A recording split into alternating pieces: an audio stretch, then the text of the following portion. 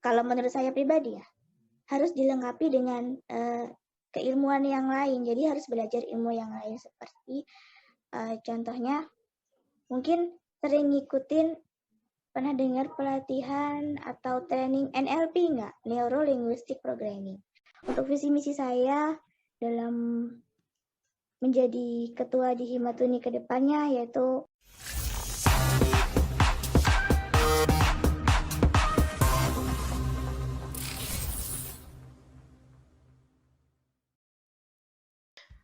Assalamualaikum warahmatullahi wabarakatuh. Kembali lagi di Himatuni Spot bersama saya Farhanas Kalwafa, dan di sini kita sudah dengan sesosok makhluk, sesosok manusia asli. Oke, di sini sudah bersama Widya. Halo, apa kabar Widya? Halo, kabar baik Kak Farhan. Oke, di sini kita akan kenalan mungkin teman-teman yang belum tahu siapa sih ini Widya. Siapa sih ini manusia? Siapa nih sosok manusia ini siapa? Gitu. Kita akan kenalan dulu dengan Widya. Oke, Widya mungkin bisa diperkenalkan siapakah Anda? Nama dan segala macam. Oke, terima kasih. Halo semuanya, rekan-rekan semua yang menyaksikan podcast ini. Perkenalkan, saya Widya Loka. Saya saat ini berkuliah di Universitas PGRI Argopuro, Jember. Saya mengambil jurusan pendidikan luar biasa. Saat ini sedang di semester 3 menuju semester 4. Dan usia saya saat ini 21 tahun. Kelahiran 2001 berarti ya? 2000. Iya, tahun 2000. 2000. Udah 22 sih ya, udah 22 sih. Baru kemarin ulang tahun, guys. Alright. Happy birthday kalau gitu. Oke. Joyeux anniversaire. Jurusannya pendidikan luar biasa. Boleh ceritain sedikit gak kayak spesifikasi di PLB itu apa? Pendidikan luar biasa ini apa? Maksudnya seperti di PLB itu sebenarnya kita dari masuknya dulu ya, dari perkuliahan dulu sebelum kita ke prospek. Di pendidikan luar biasa nih kita apa yang dipelajari dan ngapain gitu? Kalau bisa dideskripsikan. Iya, kalau bisa saya deskripsiin tuh dari awal ya, kita tuh di semester 1 sampai 2, kalau di kampus saya ya, kampus tuh beda-beda kan. Kalau di kampus saya tuh kita masih dapat materi-materi yang sifatnya umum gitu, kayak bahasa Indonesia, bahasa Inggris, terus kalau tentang kependidikan ya kayak ke PGRI-an, karena kan nanti kita akan prospeknya kan ngajar ya, kalau PLB biasanya ngajar. Nah gitu ke pendidikan, terus belajar pembelajaran, materi-materi seperti itu sih untuk di semester 1 dan 2. Nah barulah, karena saya sekarang masih semester 3 ya, jadi untuk di semester 3 barulah kita mulai masuk ke materi seperti kedisabilitasan, jadi kayak tunanetra, tunadaksa, tunarungu, dan anak-anak berkebutuhan khusus yang lainnya seperti itu. Oh, ada. Oke. Gimana? Lanjut dulu. Dan untuk apa? Oke. Dan untuk prospek kerjanya sendiri, nanti itu sebetulnya PLB itu luas ya, nggak hanya ngajar aja, nggak hanya di sekolah. Dosen saya pernah sampaikan bahwa kita sebenarnya bisa untuk di pemerintahan kita juga bisa, karena dengan kita yang mengerti dengan teman-teman yang berkebutuhan khusus, jadi kan kita tahu bisa mendampingi mereka gitu. Dan ada juga kok teman-teman PLB yang sempat masuk ke di profesi pemerintahan seperti itu. Jadi kalau di pemerintah spesifikasinya target utamanya nih apa namanya? Kayak Kemendikbud gitu ya. Terus itu sosial kayak ya bikin kurikulum untuk teman-teman ABK seperti itu. Kurikulumnya seperti apa? Kan untuk tunagrahita, tunarungu, tunadaksa, tunanetra itu kan apa ya? Tingkatan materinya kan beda-beda gitu. Balik lagi ke segi perkuliahannya sendiri. Di kuliahnya sendiri itu ada ini nggak sih apa kayak percabangan, konsentrasi gitu? Kalau di saya kan karena saya HI itu saya itu meskipun sekarang udah enggak ya apa namanya? Kalau di saya tuh dulu tuh ada percabangan, ada konsentrasi, ada mau ngambil ekonomi politik atau politik. Nah di PLB sendiri ada nggak semacam konsentrasi begitu? Apakah pengen ke tunaan yang spesifik atau bagaimana? Ada nggak konsentrasi itu? Ada, tapi itu nanti kalau di kampus saya ya, nanti di semester 5 itu biasanya. Semester 5. Kita baru memilih. Seperti itu. Nah, Widya sendiri kira-kira mau kemana? Saya lihat dulu ya, karena saya kan belum mempelajari semuanya juga gitu kan, belum mempelajari terlalu luas, nanti perlu belajar dulu. Masih explore ya? Iya, masih explore dulu gitu. Alright. Nah, kalau segi prospek ya, kalau di luar pendidikan sendiri sebenarnya bisa nggak sih? Maksudnya misalnya jadi konselor atau apa, bisa nggak orang yang dari PLB itu sendiri gitu? Pendidikan luar biasa. Bisa sebetulnya bisa banget. Cuman kalau menurut saya pribadi ya, harus dilengkapi dengan keilmuan yang lain. Jadi harus belajar ilmu yang lain seperti contohnya mungkin sering ngikutin, pernah dengar pelatihan atau training NLP nggak? Neuro Linguistic Programming. Nah, bisa dilengkapi dengan itu gitu. Bisa aja, tapi akan lebih baik, lebih bagus gitu kalau bisa dilengkapi dengan itu. Seperti itu. Karena di dalam ilmu Neuro Linguistic Programming itu, di situ kita juga belajar tentang metaprogram, tentang pengolahan bahasa, gimana kita bisa mempengaruhi orang lain dengan pemilihan kata, pemilihan bahasa yang kita pakai. Seperti itu. Kok kita ke disabilitas ya? Disabilitas itu kan ada disabilitas tunggal. Disabilitas tunggal kan kayak kita nih ya, kayak Widya, kayak saya tunanetra only gitu. Ada yang namanya juga kan disabilitas ganda kan. Ada dua kedisabilitasan dalam satu orang. Nah, bagaimana treatment treatment seorang guru, bisa katakan ya, guru LB itu untuk mengakomodir siswa atau siswi yang disabilitas ganda itu, gitu. Misalnya entah tunanetra dan tuli atau juga tunanetra dan autis gitu. Itu untuk mengakomodirnya itu seperti apa sih step by stepnya itu? Maksudnya kayak apakah apa yang harus diajari oleh awalnya itu harus lewat apa, pelajaran awal tuh harus apa begitu, untuk supaya si anak ini yang disabilitas ganda ini punya pemahaman yang sama gitu dengan disabilitas yang lain yang tunggal. Bagaimana? Ya. Untuk step by stepnya secara mendetail saya masih belum terlalu mengetahui ya, tapi saya pernah observasi juga ke SLB gitu ya, sekolah luar biasa, pernah observasi ke sana dan melihat secara tingkat gitu, sehari 2 hari karena cuma. Jadi saya tahu di situ ada siswa yang netra tapi ada autisnya gitu, ada autisnya juga. Jadi dia tuh di usianya yang 7 tahun gitu ya, itu dia masih belum bisa ngomong gitu, masih sulit untuk berbicara. Sepatah 2 patah kata tuh dia masih sulit sekali. Jadi kalau guru tuh memfokuskan ke bicaranya dia, jadi lebih fokus ke ngajarin dia untuk kata, belajar mengenal kata per kata seperti itu. Jadi nggak dikenalkan braille gitu, braille-nya nanti dulu. Setelah kata per katanya dia udah bisa ngomong, dia misalnya udah bisa karena dia muslim ya, jadi dia diajarin berdoa, mungkin kayak doa makan, menghafal doa makan, atau menghafal doa sebelum tidur atau bangun tidur, seperti itu. Diajarkan seperti itu dulu.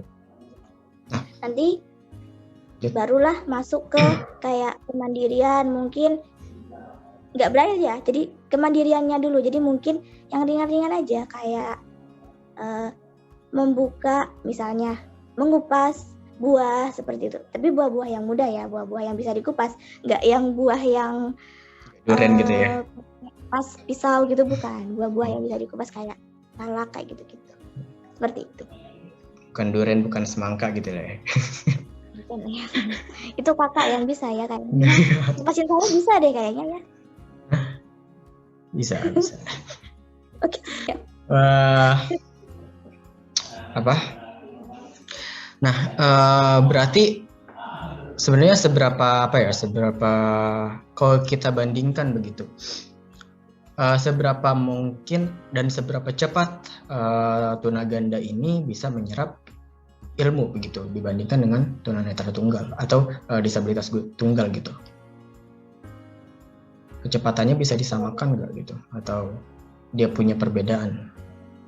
Ya, karena dia double ya, dia ada hambatan di penglihatannya juga. Ini kembali lagi kasus yang tadi, karena dia ada hambatan di penglihatannya juga, jadi ya ada keterlambatan mungkin, tapi itu kan bisa disiasati juga dengan bagaimana cara gurunya dalam mengajar dia, menyampaikan materi, dan kesabaran guru itu juga. Jadi anak-anak disabilitas apapun, entah itu yang MDVI atau yang ganda dengan yang tunggal gitu ya, itu tuh cirinya dia akan mudah berkembang dengan guru yang membuat dia nyaman gitu. Kalau misalnya dia gak nyaman gitu ya sama satu atau beberapa guru, dia sulit berkembang kalau misalnya diajar sama atau ditangani sama guru itu gitu. Jadi kuncinya buat dia nyaman dan sabar, itu sih. Dan metode mengajarnya seperti apa, kuncinya ada di situ. Nyaman dan sabar. Meskipun itu terjadi juga ya sama anak-anak umum ya. Jujur masalah nyaman dan itu juga saya pernah tuh SMP matematika, karena gurunya killer jadi nggak nyambung. Tapi kan kalau yang umum kan masih bisa ya menyembunyikan perasaannya gitu ya. Tapi kalau netra apalagi kecil ya, sepengalaman saya dulu kan saya kan emang netra dari kecil. Dulu saya tuh kalau udah diajar sama guru yang gak sabar gitu ya, saya tuh dulu belajar bacanya tuh lama banget karena gurunya tuh gak sabaran gitu ngajarin saya gitu. Jadi marah-marah dan lain sebagainya. Akhirnya sampai 1 semester deh saya gak bisa baca gitu. Bahkan saya dulu suka ngilang gitu dari kelas gitu. Kebetulan guru saya netra kan total juga gitu kan, ngilang lah saya. Tapi gini, secara rata-rata itu karena gini, saya kurang tahu ya untuk dari segi kalkulasi rata-ratanya ya. Karena gini, saya tunanetra itu pas saya masuk SLB itu SMA. Kata guru saya gitu, saya tuh belajar braille itu kategorinya termasuk cepat gitu. Untuk menulis kurang lebih berapa ya waktu itu ya? Kurang lebih kalau nggak salah sekitar 2 minggu itu bisa nulis braille. Nah, baca braille-nya itu lupa 3 minggu apa 4 minggu gitu untuk bisa membaca braille gitu. Nah, kalau dalam skala rata-rata sendiri itu sebenarnya memang termasuk cepat atau bagaimana, atau rata-ratanya memang segitu? Dan rata-ratanya berapa gitu untuk seseorang gitu yang baru masuk ke dalam dunia braille itu bisa menguasai braille? Iya, jadi sebelum saya jawab, saya tanya kakak dulu. Dulu kakak menghafal huruf braille itu abjadnya aja, itu berapa lama kak? Menghabiskan waktu berapa lama? Maksudnya apa? Kayak rumus-rumusnya gitu? Rumus? Iyalah rumus. Iya, rumus yang 11313 itu kan? Iya, rumus. sekitar 2 mingguan. 2 mingguan ya. Pokoknya dari awal sampai bisa lah, sampai kalau lancar banget, sampai cepet banget, yang kayak orang ada tuh kan orang yang braille-nya sampai kayak mesin kan, tangannya tak tak tak tak tak kayak gitu sih enggak gitu, cuman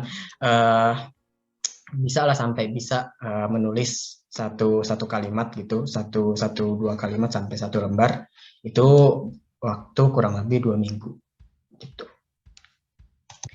Ya, jadi kan untuk kelancaran membaca ataupun menulis itu tuh tergantung dari seberapa sering individu tersebut berlatih gitu ya, berlatih membaca ataupun menulis braille. Itu tergantung seberapa sering latihannya dia.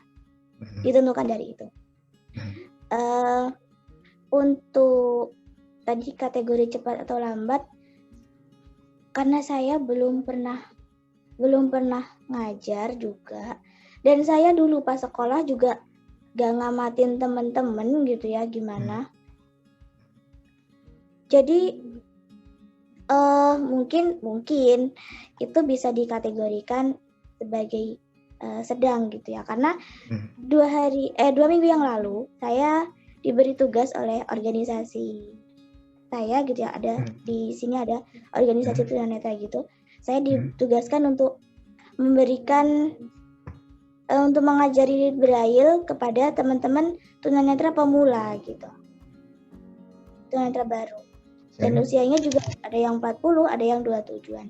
Jadi mereka untuk menghafal abjadnya itu yang usia 40 tuh 3 hari udah hafal untuk abjadnya. Terus untuk yang usia 27 itu 2 minggu belum hafal untuk abjadnya. Seperti itu. Dan bervariasi itu sebetulnya. Jadi untuk membacanya, malahan mereka berdua sama-sama belum bisa membaca. Sekarang udah pertemuan ke-4. Jadi kita 1 minggu ada 1 pertemuan. Sekarang 2 pertemuan ke-4 mereka masih belum bisa membaca gitu. Udah hafal tapi kalau baca masih kesulitan, seperti itu. Membedakan titik per titiknya, padahal itu udah dijarain ya gitu. Ada jarak 1 kotak gitu antara huruf per hurufnya, itu masih kesulitan. Tapi saya masih belum cari tahu juga sih apa yang menyebabkan mereka kesulitan, padahal udah dijarain gitu. Mungkin ini enggak kayak sistem peraba gitu, sensorik ya? Iya. Itu juga pengaruh kan? Iya. Jadi kepekaan gitu juga. Fokus itu juga itu sih yang jadi seperti itu Kak. Nah, sekarang kita tarik nih masuk ke dalam sub intinya, asik. Nah, di sini, ini mengacu pada pada pertanyaan kenapa Widya ini berada di room ini sekarang. Oke, saya beritahu ke teman-teman semua bahwa Widya ini adalah calon ketua umum Himatuni nomor urut 1. Dan saya mau nanya dulu, Widya itu untuk kayak join dalam komunitas Himatuni ini sendiri sejak kapan kalau boleh tahu? Ya, saya gabung di komunitas Himatuni ini sejak 1 tahun lalu perkiraan ya, di 2021 saya gabung, dan di situ saya menjabat ya. Ya, intinya membantu di bidang kerohanian. Ya, di bidang kerohanian waktu itu. Ini sama Kak Lucy ya waktu itu ya, diajaknya. Ya. Enggak sih, saya direkomendasiin sama itu Kak Wahyu dari Banyuwangi waktu itu. Saya direkomendasiin, terus dimotivasi sama beliau gitu untuk gabung ke Himatuni seperti itu. Sebagai anggota, sebagai kepengurus waktu itu? dari Kak Wahyu? Kalau dari Kak Wahyu itu langsung sebagai pengurus sih, karena waktu itu katanya dibuka pendaftaran gitu untuk bidang koordinator bidang. Berarti Widya ini dari periode Kak Lucy pengurusnya apa dari sebelumnya siapa sih? Dari Kak Lucy sih kalau saya. Dari Kak Lucy. Oh, bareng kita ya berarti ya? Iya, bareng. Nah, tanya yang kedua nih. Kenapa Anda ingin menjadi Ketua Umum Himatuni? Ya, karena yang pertama saya ingin memajukan Himatuni ini gitu ya. Dan yang kedua juga banyak mendapatkan dorongan motivasi dari teman-teman, dari kakak-kakak dewan nasihat organisasi. Di Himatuni ini ada dewan penasehat organisasi. Jadi beliau-beliau yang nyemangatin saya, yang intinya bukan meminta ya, menyemangati dan ngasih ilmu juga ke saya untuk memajukan, tetap bertahan di Himatuni dan untuk memajukan Himatuni. Beliau juga mendampingi saya dengan ilmu-ilmu tambahan seperti keorganisasian, konsisten, dan ya ilmu-ilmu yang lain. Pertanyaan selanjutnya, jaminannya apa ketika Widya gitu, misalnya seandainya terpilih menjadi calon ketua gitu, bukan calon ketua gitu, jaminannya apa untuk, tadi kan katanya ingin memajukan gitu, jaminan apa dan definisi maju tuh dalam konteks Widya tuh apa gitu, maju dalam konteks seperti apa dan definisinya seperti apa, dan juga jaminannya apa kalau boleh tahu? Ya, jadi untuk definisi maju, menurut saya tuh ya aktif ininya, Himatuni itu aktif, kedepannya akan lebih aktif dan lebih kreatif lagi dalam mengadakan kegiatan-kegiatan seperti itu. Dan juga kami berupaya kedepannya untuk kegiatan itu nggak hanya diadakan secara online gitu, akan diadakan secara offline juga, akan berupaya untuk mewujudkan itu. Namun memang membutuhkan dana ya. Untuk kalau mau mengadakan kegiatan offline kan butuh dana. Nah, kami juga akan bersama-sama untuk mencari dana itu. Entah itu dari peserta ataupun anggota, ya dari manapun kami akan mencoba untuk mencari dana. Terus kedepannya juga kami akan melegalkan Himatuni ini menjadi organisasi yang nyata seperti itu. Oh, legal nih ya? Legal nih ya? Iya, legal. Iya Kak. Iya. Nggak jadi keingetan omongan kita sebelum take. Sebelum take video tadi. Oh iya. Oke, ini kita coba keluar dulu dari Himatuni, karena Himatuni kan didirikan untuk kontribusinya ke mahasiswa dan pelajar tunanetra gitu. Kontribusinya akan ke sana.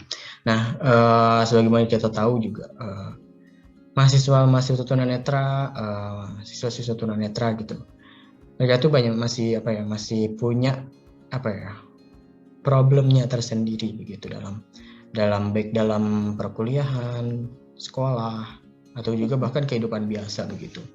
Nah, misalnya kayak semacam diskriminasi gitu. Misalnya gimana ya?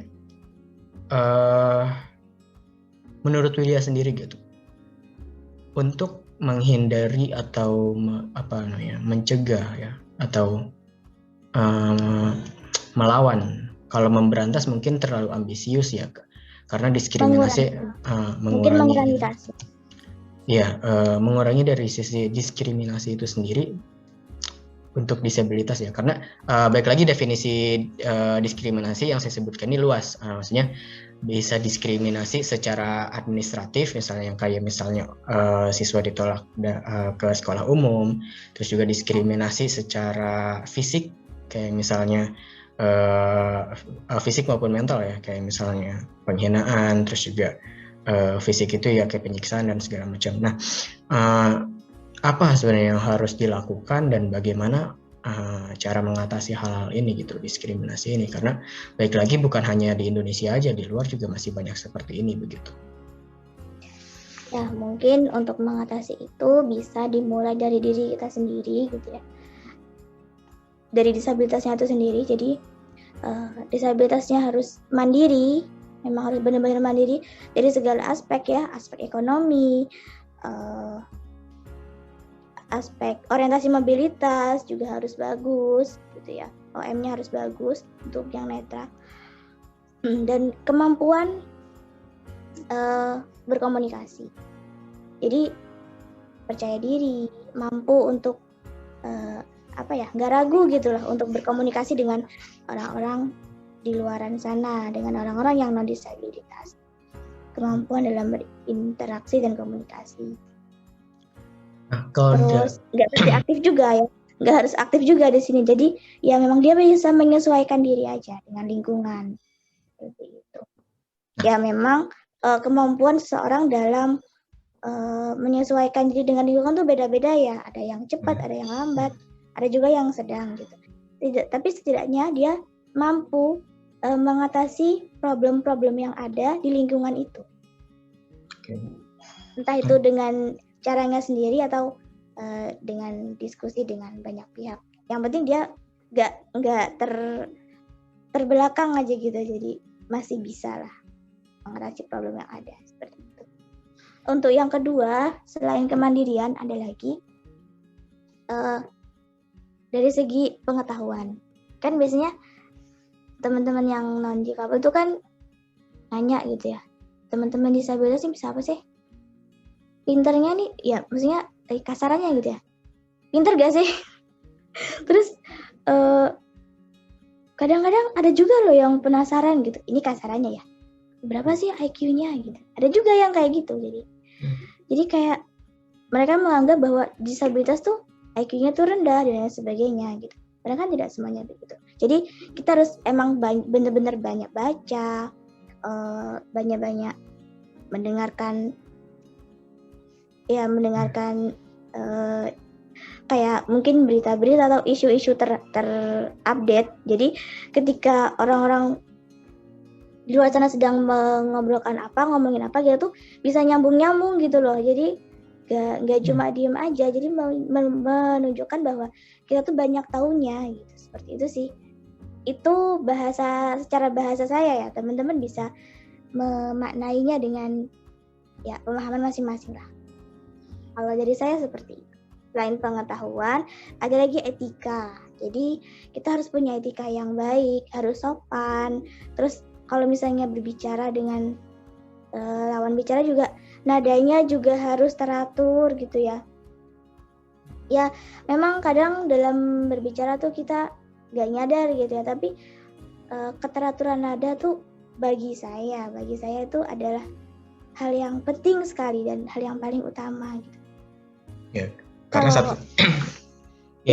karena untuk tunanetra sendiri kita tuh membayangkan ekspresi dari suara kan, gitu kan? Iya. Biasanya kayak gitu. Iya. Jadi meskipun dia mukanya lucu gitu, mukanya melucu tapi nadanya itu kayak ketus, kita mikirnya dia tuh kayak mukanya tuh kayak marah gitu kan? Iya, kadang bahkan kalau kita ketemu sama netra yang benar-benar intelek dan yang ngerti bahasa gitu ya, dia sensitif juga dengan pemilihan kata yang kita pakai, gitu. Kita salah milih kata, walaupun nadanya enak didengar, kalau kita salah milih kata habis tuh, bukan habis maksudnya dia tuh tersinggung dan lain sebagainya. Nah, kalau tadi kan disebut tentang kemandirian gitu kan, nah. Pertanyaan gimana dapat mandiri gitu kalau misalnya apa ya, akomodasi untuk mandiri sendiri itu nggak ada. Maksudnya kayak contoh gini, mungkin kita sedikit membandingkan dengan Australia gitu ya, negara-negara seperti Australia. Di sana itu mereka semua serba teratur gitu, trotoar bagus, dan busnya pun juga apa ya, nggak sembarangan berhenti gitu, dan sesuai, pokoknya semuanya serba teratur dan terlayani begitu. Meskipun memang perlu diakui ada spot-spot juga yang masih minim di negara maju juga. Nah, tapi di di kita sendiri gitu, jujur kalau kayak di ibu kota sendiri gitu, oke lah kalau misalnya kita berbicara tentang kayak komuter line, terus MRT itu dalam segi konstruksi internal, misalnya kayak stasiunnya sendiri itu oke. Tapi menuju ke stasiunnya sendiri gitu, itu kan jujur saya sendiri masih banyak mengalami kayak tantangan gitu, trotoar hancur dan segala macam. Nah, pertanyaannya, bagaimana seseorang bisa mandiri kalau kayak fasilitas fundamental dari disabilitas itu tidak ada atau tidak terpenuhi gitu? Gimana coba? Ya, jadi itu masalahnya ya, itu kan masalahnya. Jadi kita jangan berfokus kepada masalahnya, tapi kita coba temukan solusinya.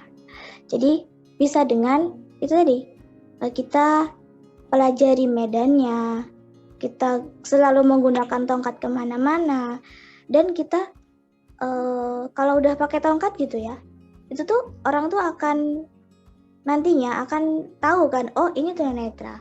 Yeah. Terus nanti biasanya akan ada yang mungkin menawarkan bantuan. Kalaupun tidak ada yang menawarkan bantuan, ketika kita dengar ada orang yang lagi ngobrol di sekitar kita nggak apa-apa kok minta bantuan gitu. Kita sampaikan kalau kita butuh, misalnya butuh diseberangkan atau misalnya butuh apalah, butuh misalnya, kan ini semisal guys.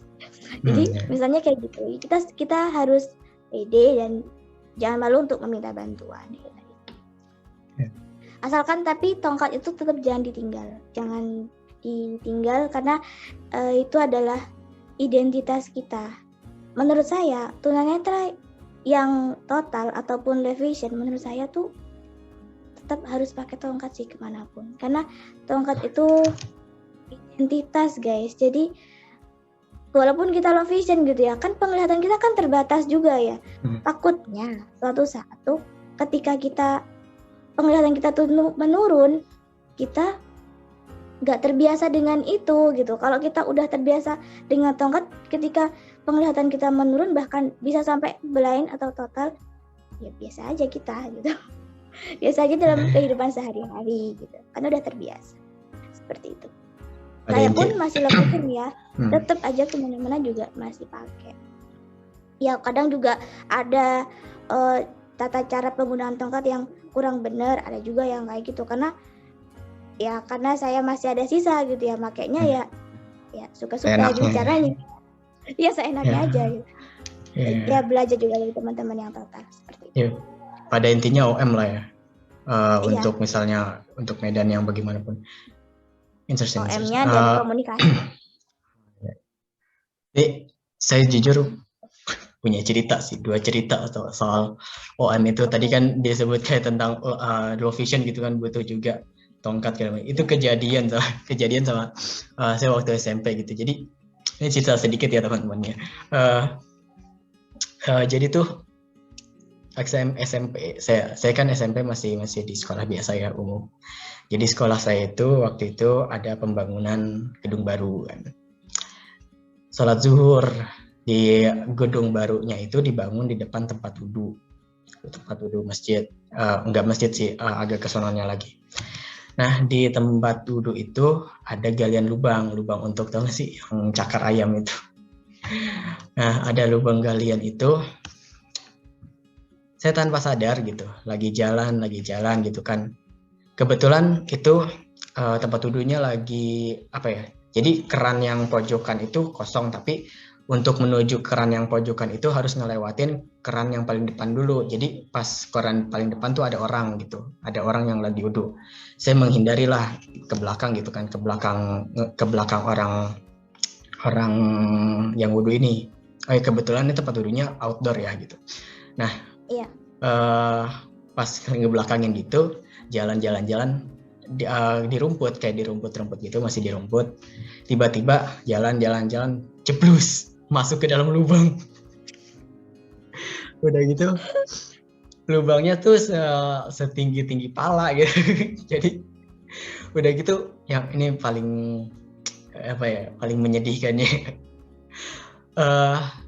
Udah masuk gitu, itu tuh kayak beku gitu, freeze gitu, nggak bisa ngomong apa-apa, cuma nengok ke atas gitu, padahal di atas tuh ada orang yang bolak-balik gitu, nggak ngelihat saya apa gimana, pokoknya tangan tuh kayak keluar ke atas gitu, pengen minta tolong tapi nggak keluar suara, nggak kayak nggak tolong gitu, nggak bilang kayak gitu, pokoknya nggak keluar suara, ujung-ujungnya saya keluar sendiri gitu, manjat.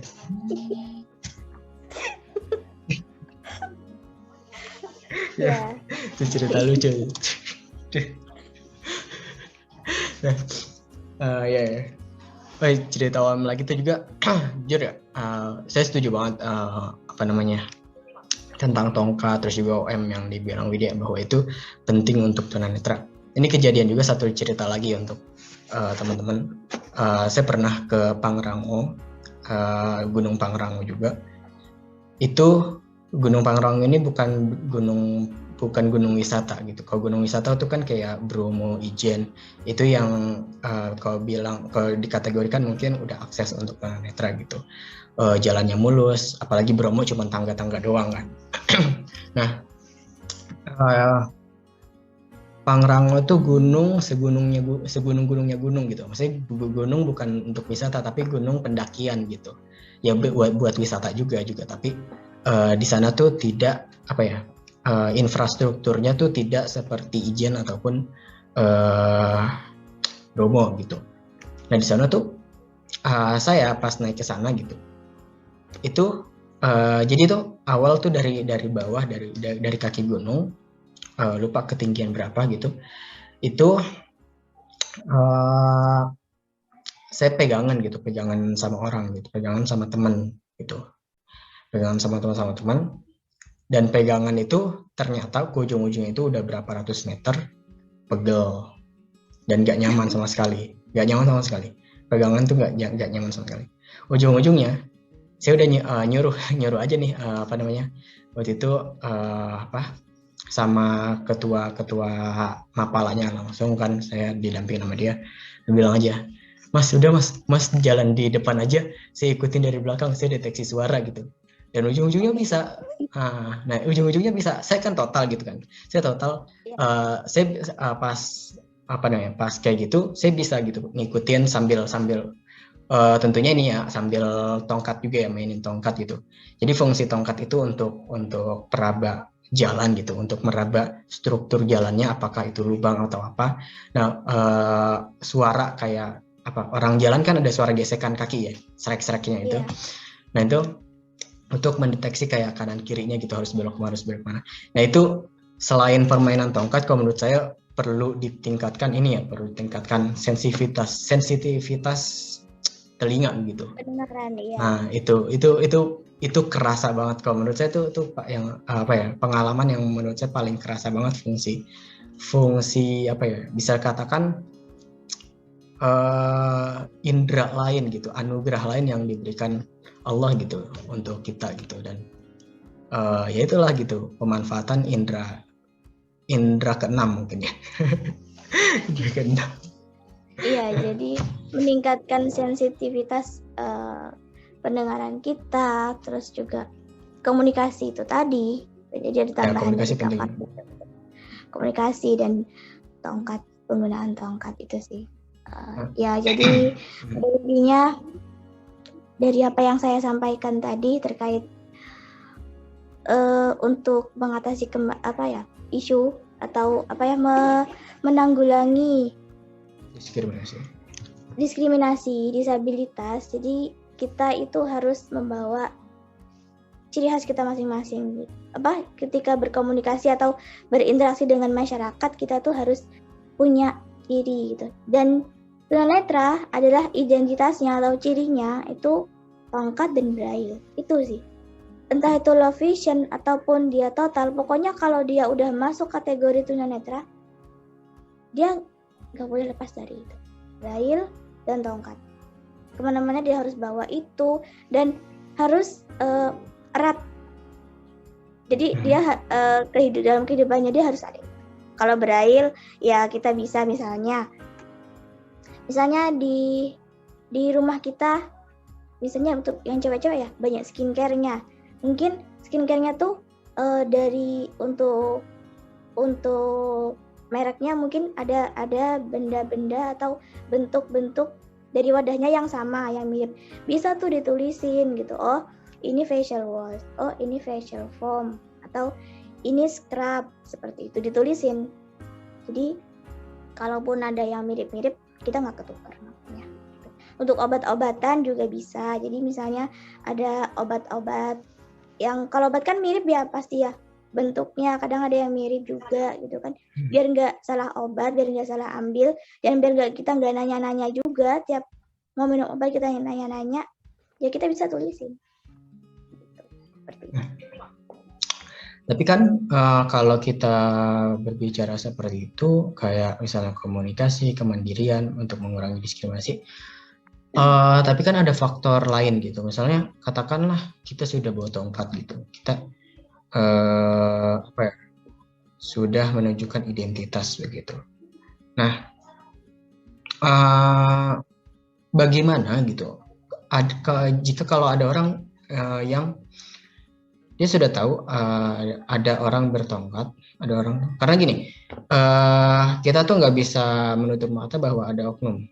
Dalam arti gini, pernah lihat gak sih orang-orang apa namanya? Tukang minta-minta yang dicacat-cacatin gitu kan, tahu kan? Oh, iya. Nah, orang karena ada oknum kayak gitu, kadang-kadang banyak yang cenderung yang tidak percaya bahwa seseorang itu adalah disabilitas, dan juga kok kita melihat faktor X ya, kayak misalnya orang itu rebel lah gitu, rebel aja gitu, random apa namanya. Dia udah tahu ada disabilitas tapi dia tetap dalam ada kenyamanan tersendiri dalam diri dia untuk mendiskriminasikan, misalnya diskriminasi fisik begitu loh. Ya misalnya ya banyak lah yang kita pernah dengar ya, kayak diskriminasi kepada tunagrahita yang paling sering dan segala macamnya. Nah, itu sendiri kan ada faktor-faktor lain gitu. Kita udah menunjukkan kemandirian kita sudah menunjukkan identitas kita, tapi masih tetap ada gitu kasus-kasus atau hal-hal yang bisa mendiskriminasikan kita gitu. Nah, itu sendiri apa sebenarnya solusinya gitu, atau jalan keluarnya? Jadi ini opini saya ya. Jadi satu hal yang saya pegang dalam prinsip hidup saya. Jadi di dalam dunia ini tuh gak ada hal yang bisa kita kendalikan dan ada yang gak bisa kita kendalikan. Seperti semenit lagi orang bakalan ngapain kita, apa bakalan nyubit kita atau bakalan mukul kita nggak tahu. Semenit lagi atau 2 menit lagi orang bakalan melakukan apa ke kita, bakalan mengatakan apa ke kita.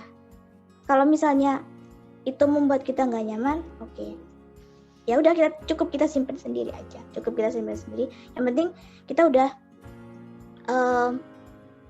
kembali ke tadi, menunjukkan, berupaya untuk membawa identitas kita, dan kita juga udah berupaya untuk mandiri, berupaya untuk memperbaiki komunikasi dan interaksi seperti itu. Yang penting kita udah berupaya dan sudah melakukan yang terbaik semampu kita untuk melindungi diri kita sendiri. Perkara ada hal-hal yang terjadi di luar kendali kita, di luar perencanaan kita, ya udah gitu. Ya bukan berarti dibiarin ya, tapi kita perlu sharing sama teman kita. Guys, aku barusan ada yang giniin aku loh, ada yang berbuat begini loh sama aku gak nyaman, aku harus gimana ya, seperti itu. Jadi kita nggak, kalau berani negur orangnya langsung juga nggak apa-apa, tapi menurut saya sih lebih aman, lebih cantik gitu mainnya. Jadi kita bisa sharing sama teman-teman kita harus bagaimana. Jadi di kemudian hari ketika kita mendapati hal-hal serupa, kita udah tahu harus ngapain. Nggak langsung ditangani detik itu juga. Tapi kalau bisa nggak apa-apa. Kembali ke individu masing-masing sih. Tapi kalau saya menyikapinya seperti itu. Mungkin ada kayak tambahan kayak advokasi gitulah ya untuk mereka-mereka yang belum tahu gitu untuk cara. Ya bisa juga. Karena jujur saya pun juga pernah tahu gitu, pernah ngerasain waktu itu kok nggak salah lomba literasi gitu. Orang sudah tahu dia ini disabilitas, ketika dia menunjukkan kedisabilitasannya melalui apapun itu. Kebetulan dia ini tunanetra tapi secara visualnya tuh terlihat gitu. Kalau misalnya saya kan saya tunanetra tapi secara visual tuh biasa aja gitu. Tapi ada tunanetra gitu. Tunanetra yang secara fisikal itu dia juga agak sedikit berbeda begitu. Nah, itu pernah kejadian pada saat itu. Kalau nggak salah tuh waktu itu pokoknya literasi, terus kita ada break time gitu untuk jalan-jalan ngelilingin kota. Ketika ke satu spot wisata, ketika si anak satu kontinen sama saya, itu pas dia jalan, orang tuh pada bubar gitu. Kayak ngelihat apa ya? Kayak ngelihat monster gitu kalau bahasa kasarnya ya, kayak gitu. Nah itu juga mungkin ya yang harus kita biasakan, kita advokasikan ke mereka. Edukasi mereka juga, gimana sih, apa sih disabilitas itu, jangan cuma tunanetra ya. Disabilitas tuh banyak banget, ada tunarungu, tuna yang lain. Kita perlu edukasi mereka juga. Jadi nggak sekedar di pengertiannya aja, gimana sih cara berinteraksi dengan mereka. Kalau misalnya kita mau kasih bantuan, gimana sih caranya memberi bantuan. Kita perlu. Nah itu nggak bisa kita lakukan sendirian. Kita butuh partner untuk itu. Kita bisa kerjasama dengan berbagai organisasi. Kita juga bisa kerjasama dengan instansi terkait. Kita bisa melakukan edukasi seperti itu. Oke. Kita kan banyak mencari dukungan. Dan itu menurut saya itu wajib dilakukan, edukasi seperti itu tentang anak berkebutuhan khusus atau ABK atau disabilitas. Siap. Oke. Dan itu nggak terbatas ya. Jadi kalau bisa nggak hanya di perkotaan aja, di pedesaan itu juga harus dilakukan, dan harusnya intensitasnya lebih seringnya tuh harusnya lebih banyak di pedesaan, karena kalau di pedesaan kan kadang-kadang ada yang pendidikannya terbatas. Jadi untuk memahami tentang disabilitas tuh agak sulit gitu. Nah, of course. Itu mengedukasi teman-teman di kota besar. Nah, itu juga yang sering saya bayangkan, terus juga saya saya renungin gitu. Kalau orang perkotaan mungkin perspektifnya dia mulai terbuka ya gitu. Secara ideologi, secara pemikiran sudah mulai terbuka gitu. Cuman yang sering saya pikirkan gitu, gimana dengan disabilitas yang ada di pedalaman begitu, di gunung-gunung, di mana-mana gitu. Yang saya takutkan itu terjadi seperti pada masa primitif kita gitu, yang disabilitas dikurung, dikerangkeng dan segala macam itu. Semoga enggak ya, semoga di pedalaman pun mereka meskipun belum terbuka sepenuhnya, praktik-praktik seperti kerangkeng itu enggak ada ya. Tapi baik lagi untuk kayak misalnya menyekolahkan anak disabilitas itu memang memberikan edukasi, penanganan dan segala macam. Jujur saya juga dukung untuk masuk ke dalam segi pedesaan dan pedalaman gitu. Alright, saya rasa udah panjang banget. Oke, untuk close statement, mungkin penutupan dari Widya, mungkin untuk meyakinkan untuk kampanyenya gitu. Centang nomor 1 gitu. Bagi kampanyenya silakan. Apa nih? Sampaikan visi misi dan segala macam. Silakan. Ya, terima kasih untuk kesempatannya kepada saya, dan terima kasih juga kepada rekan-rekan yang sudah mendengarkan podcast kita sampai sejauh ini gitu ya, sampai detik ini. Dan itu udah panjang banget ngomongnya, saya nggak menitin kita udah berapa menit, tapi terima kasih. Semoga apa yang kita bicarakan tadi bisa memberikan wawasan kepada teman-teman, bisa bermanfaat juga untuk semuanya. Kalau tidak untuk sekarang ya, untuk masa depan kelak, seperti itu. Dan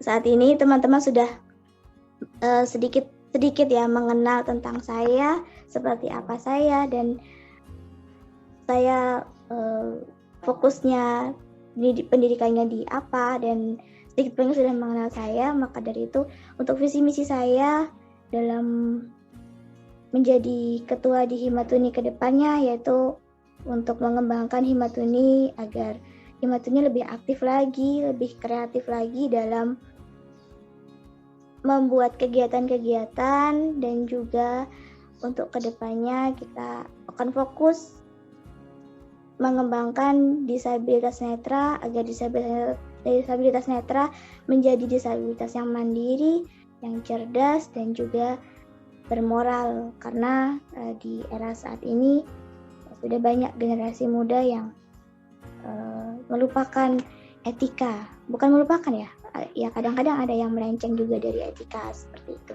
karena banyaknya sosial media, jadi kita sering berinteraksi dari sosmed ya, karena dari sosmed juga kan nggak ada etika yang baku ya, seperti itu. Dan untuk misi yang kedua, yaitu saya ingin membangun mental teman-teman, atau bukan membangun mental, jadi untuk memberi semangat ke teman-teman agar kedepannya kita ayo sama-sama untuk memajukan Himatuni ini, memajukan tunanetra dengan cara kita, dengan kemampuan kita, dengan ilmu yang kita punya, dengan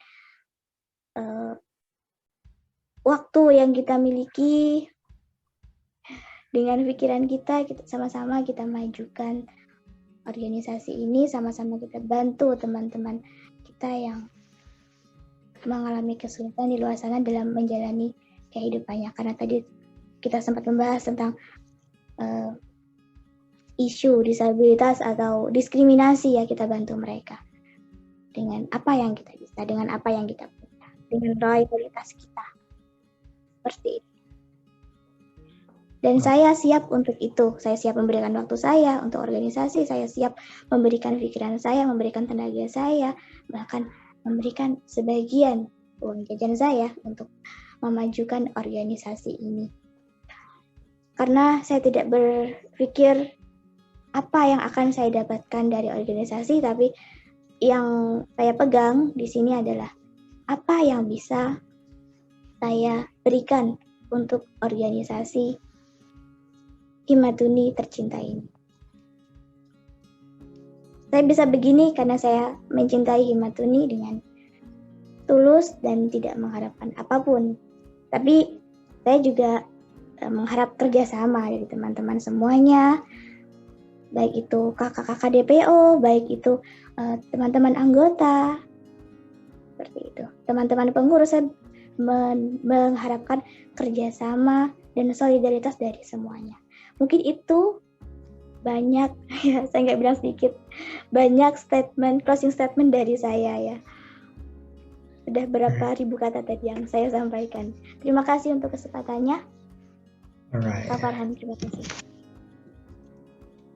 Ada nih closing statement pakai centang nomor 1 gitu, nggak perlu. Apa gimana? Oke, teman-teman. Segitu aja teman-teman. Oke, untuk teman-teman yang sudah menonton, sebelumnya terima kasih sudah menonton. Thank you very much. Domo arigatou gozaimasu. Kamsahamnida. Khopkun makap. Dan saya Farhan Askar Wafa, dan saya Widya Loka. Pamit undur diri. Terima kasih. Wassalamualaikum warahmatullahi wabarakatuh. Warahmatullahi wabarakatuh.